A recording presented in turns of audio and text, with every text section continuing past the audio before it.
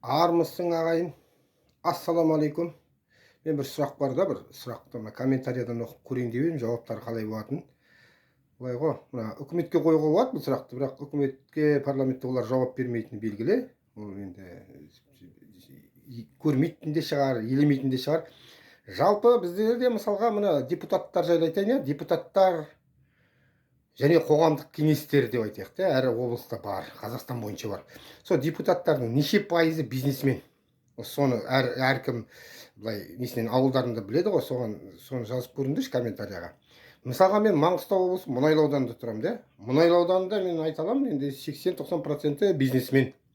Депутаты болсын, олар өздері қоғамдық кеңес құрастырып алады ғой сосын. Бәрі бір топ қой былай қарағанда. Тек ананың аты басқа, ананың аты депутат, ананың аты қоғамдық кеңес. Сосын білгендер не істейді? Солардың хаттама ұйымдастырады, шешім шығарады, сонымен жер алады, дүкен салады, несін су дренаждарының үстін бітеп тастайды да дүкен сала береді. Олардың хаттамаға сүйеніп та ауылдардың бас жоспарын ауыстырып жібере алады. Сол. Бірақ халықпен ешқандай қоғамдық тыңдау өткізбестен. Бізде солай енді. Басқа өңірлерде қалай? Сол процентін білгім келеді, пайызды, неше пайыз аудандық депутат, аудандық мәслихат, облыстықтардың ішінде соны неше пайызы бизнесмен, кәсіпкер деп айтылады ғой.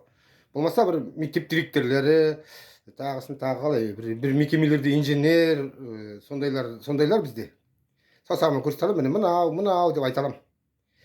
Соны білгім келеді, басқа региондарда қалай екен, басқа облыстарда, басқа аудандарда. Әлде тек Маңғыстауда осылай ма? Ал жақсы, аман жүріңдер.